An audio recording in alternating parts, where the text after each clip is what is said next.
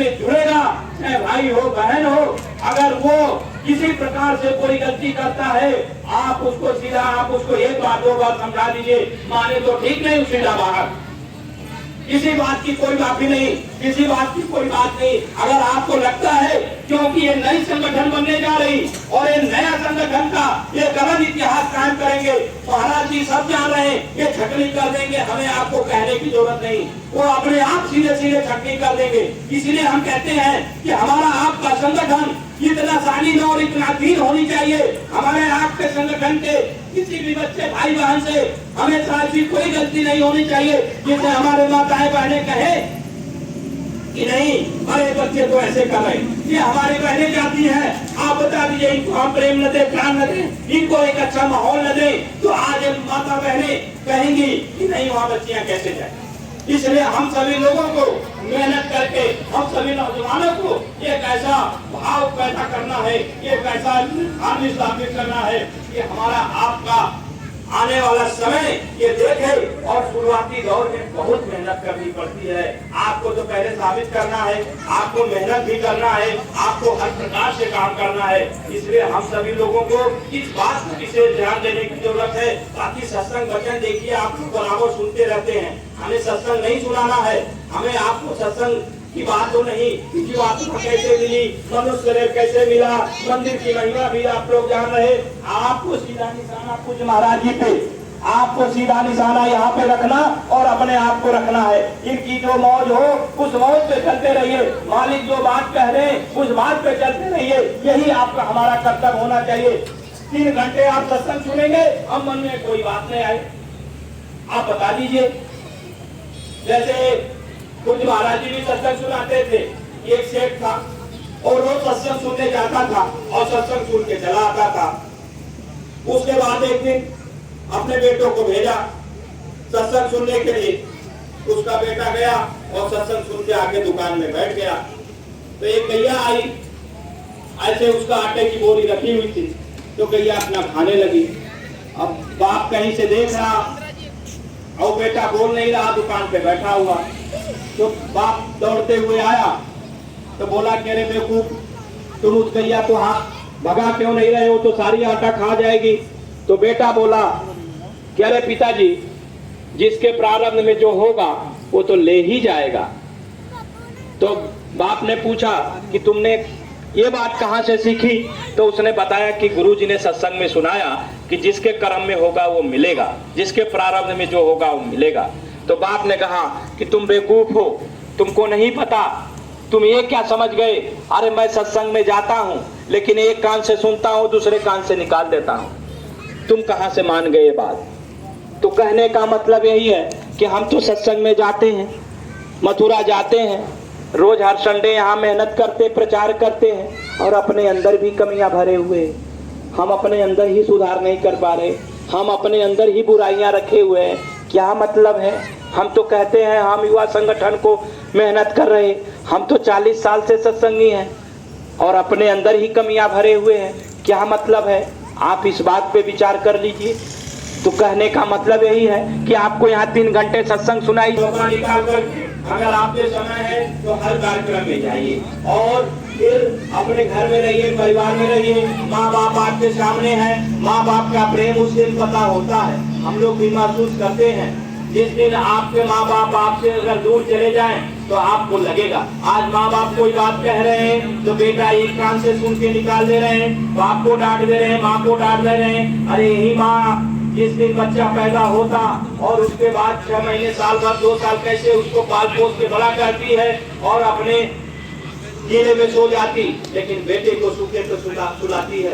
ये बात आप समझ लीजिए, इतना मेहनत कर करके हम लोगों को इतना बड़ा करते, हम आप माँ बाप को ठुकरा देते, हम माँ बाप को नहीं समझ पाते, ये हमारे अंदर कितनी कमियां। और हम आप सत्संग में भी आ करके और गुरु महाराज के बताए वचन को भी न पालन कर पाए तो फिर क्या है। इसलिए प्रेमी भाई बहन, मेरी हाथ जोड़कर विनती प्रार्थना, थोड़ी तनी बात आप समझ लीजिए, आपका काम बन जाएगा।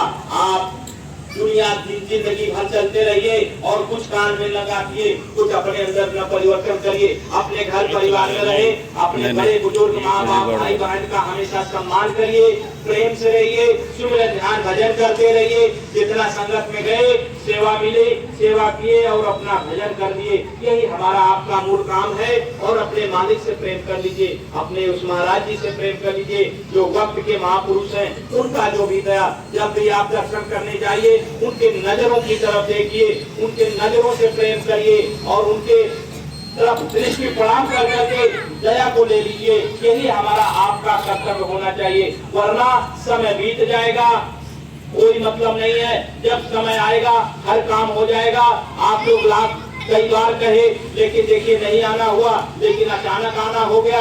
ये मालिक की कितनी बड़ी दया है। तो जब उनको जैसे काम लेना होगा वो ले लेंगे, वो सब जानते हैं। देखिए आप लोगों का भंडारा भी चलने लगा और इस भंडारे को आप लोग ऐसा चलाइए कि आने वाले समय में एक मिसाल बने कि पंजाब की टीम, आप पूरे युवा संगठन भारत का भंडारा चला रहे हैं, कोई पंजाब का नहीं चला रहे। आप कितने सौभाग्यशाली हैं कि हो सकता है कि आप एक 2 रुपए आपके पूरे भारत के बच्चे बच्चियां करके आपके भंडारे में भोजन करते, आप यहाँ खिलाते, तो आप कोई जिले में खिलाता, कोई प्रदेश में खिलाता है, लेकिन आप पूरे भारत, पूरे हिंदुस्तान के नौजवान बच्चों बच्चियों को आपके बनाए हुए, आपके रोटी, आपके चावल, आपके एक एक दाने को पूरे भारत में वितरित होता है। ये कितने बड़े सौभाग्यशाली आप सभी प्रेमी भाई बहन हैं। इस बात को आप समझ लीजिए। तो आने वाले समय में जैसा आदेश निर्देश हो, उस आदेश पे आप केवल चलते रहिए। आप ये मत सोचिए कि आप कर रहे, हम कर रहे, करने कराने वाले वो सब है।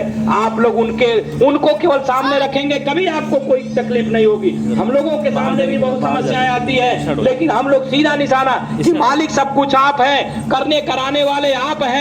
हमें आपको तो हम आप अबोध हैं। आप जो जाने जो माने हम आप तैयार हैं। इसलिए आप सीधा निशाना मालिक पे रखिए और आप मान लीजिए कि जो आदेश निर्देश हो। देखिए आज मैं फिर एक बार कह रहा हूँ कि जो निर्देश हो उसी निर्देश पे आप चलते रहिए। अपने मन से कोई बात मत करिएगा, नहीं वरना फिर आप लोग धोखा खा जाएंगे।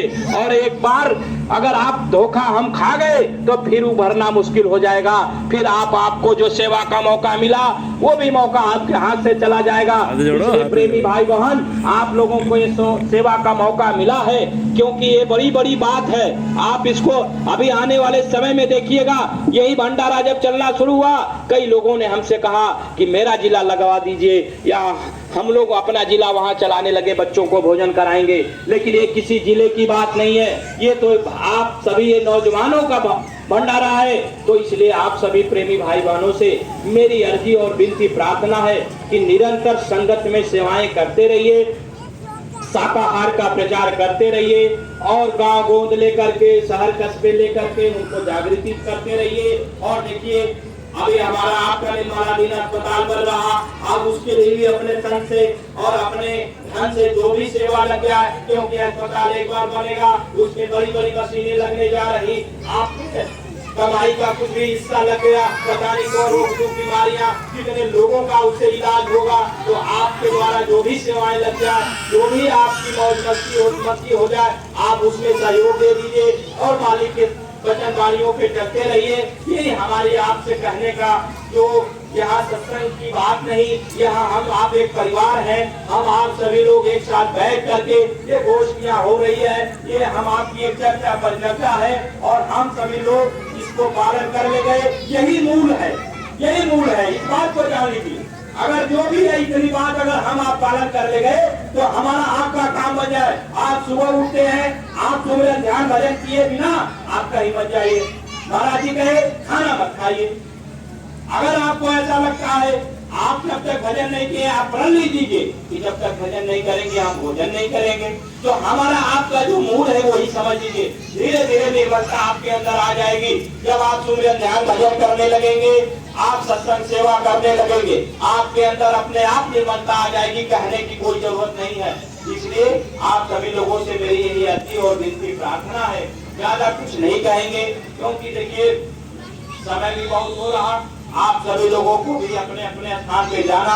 आप लोग बहुत देर से इकट्ठा भी हो गए थे, मूल बातें हो गई हैं। छोटी मोटी बातें हम सभी लोग चर्चा पर चर्चा हमेशा करते रहेंगे। जीवन है, संघर्ष करना है, बिना संघर्ष के कुछ नहीं मिलने वाला। आपने देखा, चाहे लड़ाई करिए, चाहे पढ़ाई करिए, चाहे मेहनत मजदूरी, दुकान दफ्तर, जो भी काम करिए, आपको मेहनत करना पड़ेगा। संगत में आए हैं तो आप सोचे कि हम तो 2 रोटी खा करके भोजन भंडारे लेकर सो जाए, नहीं। जब तक आप अपने शरीर से मेहनत नहीं करेंगे, अपने तन से मेहनत नहीं करेंगे, तब तक आपको मिलने वाला नहीं। संसार में आ गए, आपको मरते दम तक संघर्ष करना पड़ेगा। स्वामी जी महाराज का इतिहास आप लोग देख लीजिए। गुरु महाराज ने अंतिम दौर तक कितनी मेहनत किया, ये महात्माओं का इतिहास है। स्वामी जी महाराज ने कितनी अथक मेहनत की।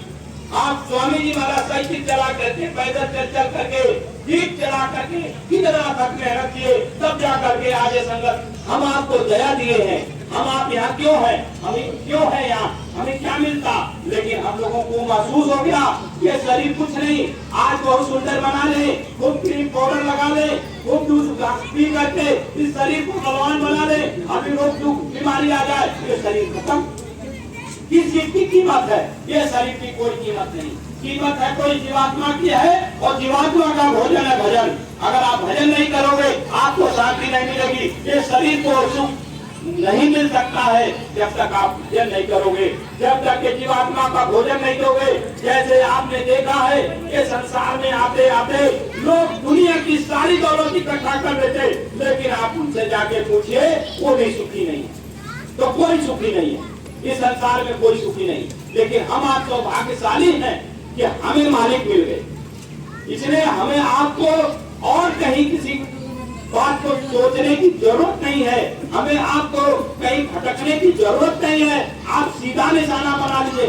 आपको नौकरी न मिले, आपका घर न बने, आपकी गाड़ी घोड़ा न हो, लेकिन कोई तकलीफ दिल में मत मनाइएगा। अरे गुरु महाराज कहते थे कि रोटी के लिए कोई नहीं मरेगा बच्चा, तो 2 वक्त की रोटी अगर मिल जाए और हम भजन कर लें, यही हमारा आपका मूल है। दिलवाली के ऊपर निशाना रख के आपको हमें काम करने की जरूरत है। अगर हम काम करते रहेंगे, दया मिलती रहेगी, और आप दुनिया की बात सोचते रहेंगे, आप उसी में भटक जाएंगे, कुछ मिलने वाला नहीं है। इसलिए आप सभी लोग समझदार हैं, हमसे सब लोग बड़े हैं, सभी लोग जानकार हैं, आप सभी लोग सौभाग्यशाली हैं। हम आपको क्या बताएंगे, आप लोग सब लोग जानकार हैं। हम भी आपको सीखने की इच्छा रखते हैं, और लेकिन ये जो भी बातें हुई, आप लोग इसको थोड़ा सा ग्रहण कर लीजिएगा, और आपका काम हमारा काम सबका बन जाएगा। नहीं तो ऐसे ही आप बताइए, बहुत सी माताएं बहनें हैं जिनके हाथ पैर में दर्द होते होंगे, उनसे पूछिए कि वो कैसे 3 घंटा बैठ सकती है, कैसे भजन कर सकती है। और नौजवान साथी, आप सभी लोग अभी नौजवानी में आप सोचते हैं कि इधर उधर घूम फिर के काम चला लेते हैं, मत करिए ऐसा। आप भी भजन करिए। अगर कोई भी भजन नहीं करता हो, निरंतर आप संकल्प ले लीजिए कि हम भजन जरूर करेंगे। जो भी हमारी बहनें बैठी हैं, आप लोगों से भी मेरे हाथ जोड़ के अर्जी है कि आप लोग भी सुमिरन ध्यान भजन करते रहिए। आप लोग कुछ भी करिए मत करिए, लेकिन सुमिरन ध्यान भजन करिए, अपने माँ बाप की सेवा करिए, और संगत में निरंतर आते जाते रहिए। आपका हमारा काम बन जाएगा। इसी सब बातों के साथ देखिए, हम अपनी वाणी को विराम देंगे। और कोई भी बात हमसे अटपटी लगी हो, कोई भी भूल चूक हुई हो, कोई बात ऐसी आपको बुरी लगी हो, तो अपना छोटा भाई और बालक समझकर माफ करिएगा। जय गुरुदेव, जय गुरुदेव, जय गुरुदेव। नाम किसका, प्रभु का पावन नाम, बाबा जी का कहना है, क्या खाने से हुए खराब, क्या खाने से होगी भलाई। पूज्य महाराज जी की आप सभी लोगों से कई अपील, हाथ जोड़कर विनय हमारी, हो जाए सब शाकाहारी। जय गुरुदेव।